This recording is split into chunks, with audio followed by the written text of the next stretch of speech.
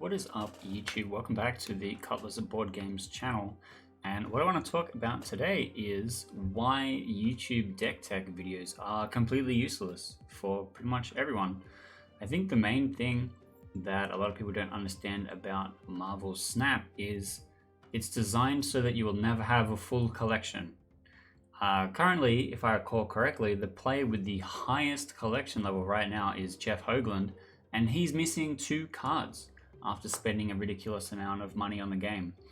And the speed at which new cards are released into the upper series brackets and the speed of which you are able to unlock new cards as a free-to-play player is incredibly slow, and as a huge whale is still going to be slower than the release speed, which means that fundamentally you will never have a full collection. And I think that this is something that people aren't really talking about. And it should change the way that you look at YouTube deck tech videos, especially as a free-to-play player.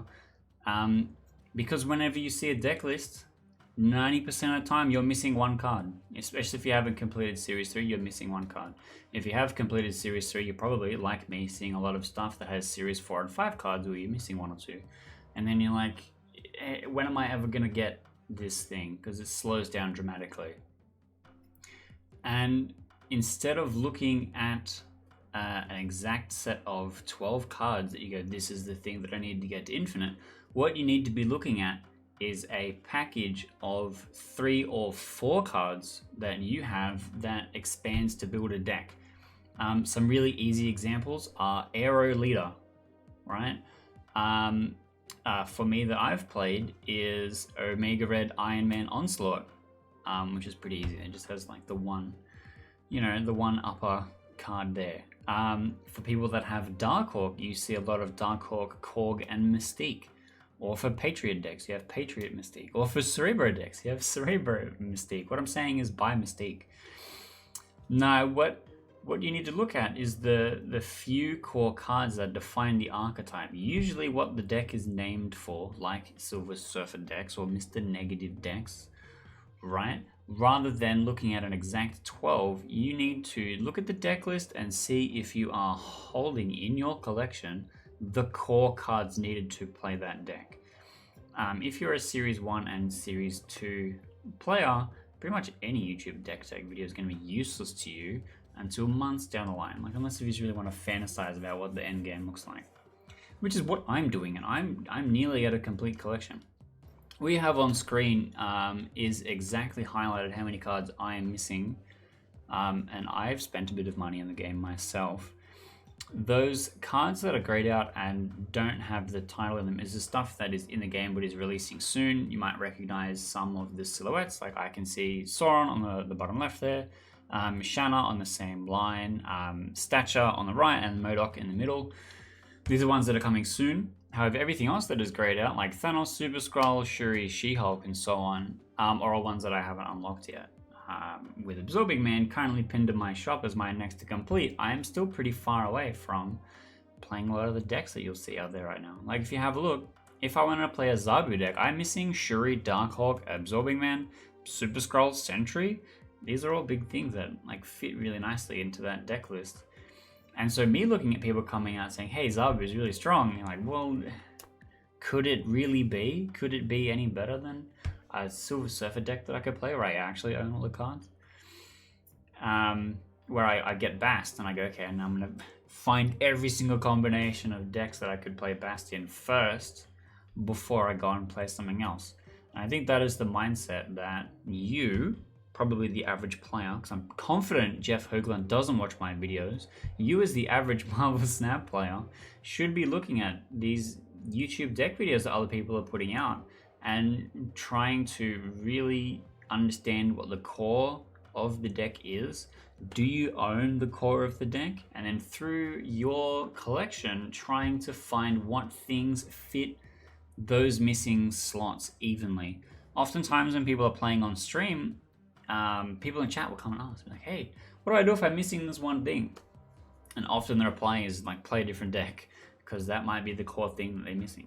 Or like, for example, people will be like, hey, I'm missing Mysterio from this particular deck, then you're like, oh, don't play this one key synergy card, but that's not necessarily the core package. Which I think is something also to consider. You might have other minor packages that just have good synergy together, like, for example, Mysterio and Bishop, but Mysterio and Bishop isn't a deck. It's a part of a deck. Like, that could go into a Silver Surfer deck, that could go into something more like Zoo. And then you have to find out how those little pieces come together. If you are a long-time Magic the Gathering player, like me, Marvel Snap feels more like a limited draft format than a constructed format. Because in a constructed format, you're like, well, I'll just go and get the thing that I need. I'll go up to the store and ask them, hey, do you have this card that I need that fills this requirement, right? And then through your resources, build the perfect 60 or whatever deck to solve the meta and beat all the problems. And oftentimes you'll find that your overlap with a lot of other decks is really, really close because the availability is really high.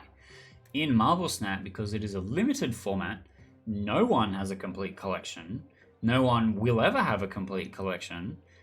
You are playing a draft format where the cards that you've drafted out of Series 4 and 5 as a Series 3 complete player is the deck that you're building. As a Series 3 incomplete player, the like completion percentage of Series 3 is your draft pool. And you're trying to build a deck with that pile of crap that you've, that awkward junkness, and you're trying to put it together. Like, I unlocked Mystique really late, which locked me out of a lot of decks that I wanted to play, and that was really annoying. And that's why I make jokes about it, like earlier in the video. But that's kind of the thing that you need to be looking at. You are not, for me, and I know this will probably overlap with a lot of people watching this, when you're watching videos on YouTube going, damn, if I had this deck, I could hit infinite. And that's just not true. If you learned what the true value of the things that you had are, you kill everyone, win every game, make it to infinite quite easily if you are able to use the things that you have to the best of your ability. And oftentimes unlocking a new card just adds a new synergy or adds something new for you to try and learn how to play.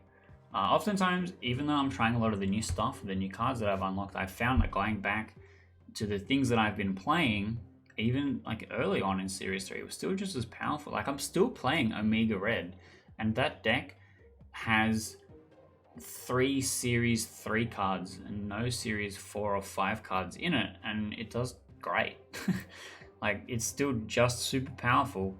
You just go Omega Red on 4, Iron Man on 5, Onslaught on 6, and then you win the game. Like, that's the whole thing. It's brain dead, it wins games, and it's gonna perform just as well, because I know it really well, compared to me playing ridiculous Mr. Negative Silver Surfer deck, where I'm like having to make 100 micro decisions about exactly the number of cards in my deck. I've drawn Iron Man, is it worth playing Mr. Negative? And a lot of stuff like that, right? Like, if I am missing key cards from the Mr. Negative deck, is it worth even playing it? When I unlock one of these cards, it says you get to play a whole new archetype. Like, if I unlock Patriot, do I go, okay, I don't have Mystique, but I do have Ultron, am I playing this deck? I can, play Khazar maybe in that slot. Is that going to be good enough? Are the people in my bracket powerful enough to overcome this thing? Because what you care about more is the people in your bracket which have a similar number of unlocked cards, but a different limited pool from you. So you're not just going to be playing against the number 1 tier rated deck on Marvel Snap Zone, which is an unhelpful guide if you're never going to see that. If this is the tier 1 thing, and the 1% of players have access to that one card in that one tier 1 deck, right? Like the Absorbing Man Spider-Man thing, I really wish they had a collection level breakdown where it's like, this is the number of people that own this card, and then you're like, well, this is the number of people that play Marvel Snap, so the chance of me bumping into this thing is like low, right? Which is in the same, like if you're playing a Magic the Gathering draft and someone is like, oh man, I opened Pack Rat, it's a throwback joke now, but they're like, this is the most powerful card in the format, and then that chance of opening Pack Rat, because it's a rare, is pretty low, right? and then you're now playing around this one thing in the pod of 8 people.